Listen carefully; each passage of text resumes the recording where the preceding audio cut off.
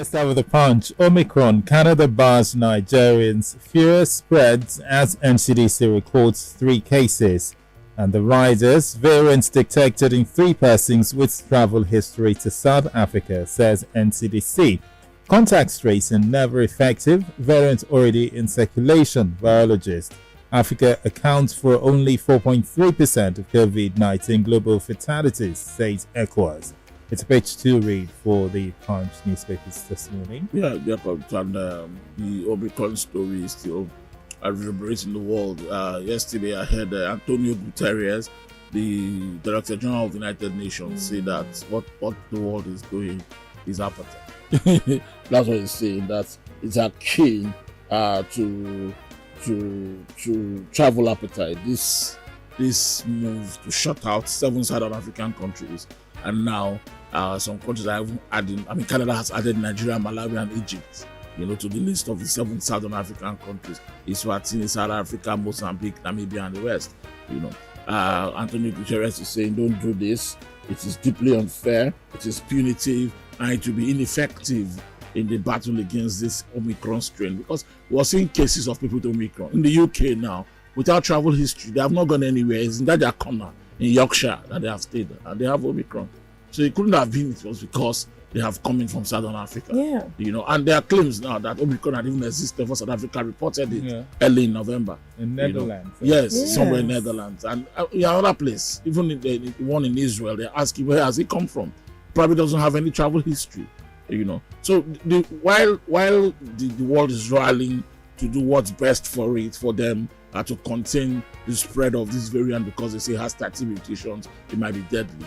The WHO is saying we don't know yet. We have to work on it to see how transmissible this is first, and the potency of this kind of infection. But the world is trying to leave Southern Africa behind.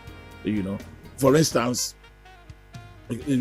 Canada has new cases now, apart from the people truly identified that have come from Nigeria. They have new cases of people without travel history. There are 23 countries in the world now that have recorded these Omicron cases.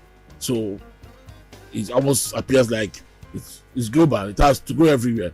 But in the end, nations have to take care of themselves, and you cannot really blame them. The cases we have seen in Nigeria, 3 cases that have been identified now through the NCDC says genomic sequencing. There are people who have travel history from South Africa very recently. So again, it tells you that probably one origin, might not be all, but there's an origin, And then they are saying that the attempt by the NCDC to do contact tracing will not work.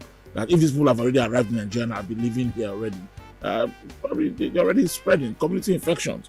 But the NCDC is saying here that what they want to do, let me just read it for you, is to follow up to ensure that the people are isolated, to ensure linkage to clinical care, contact tracing, and other relevant response activities. They said I've commenced this. Virologists are saying that this is not the way.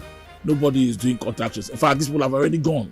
And then the Nigeria Presidential Steering Committee is also introducing new measures now. PCR test all the way. PCR test 24 hours, 48 hours before you travel. PCR test 48 hours after you arrive in the country, and another 7 days later. I don't know if this method will work, but I think it's the one best way Nigeria wants to handle this Omicron situation. The infections are not much yet, but experts are also saying we don't know yet. If you don't test, you will never know. So continue to do what's best for you. Vaccinate, and vaccinate.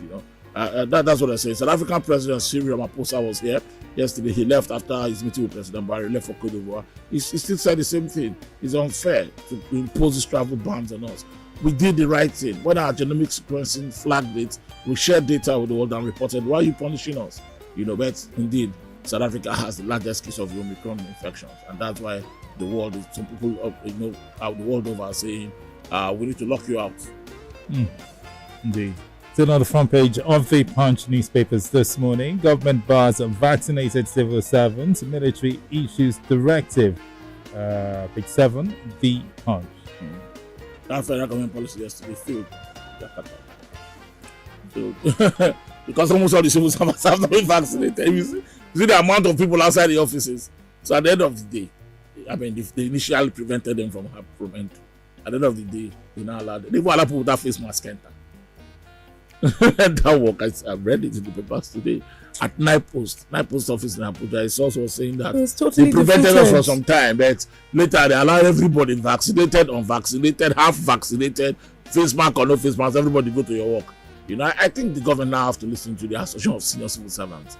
Their request that this will be counterproductive because we have just returned to work now. A large section of the cadre of civil servants have been on holiday since March. The government extended the stiff work from home policy since March. Yeah. You know, so it was that December 1st that most of them are coming back.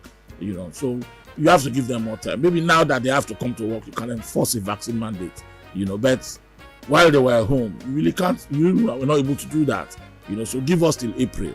Between now and April, 4 good months to get the civil servants all vaccinated, and then you can implement your policy of no vaccine, no work. But for now, it was a hard thing to do, and it showed yesterday at the Federal Secretariat in Abuja that almost 95% of civil servants are not vaccinated, and they came to work, so they stayed outside their offices, and that is how community infections start anyway.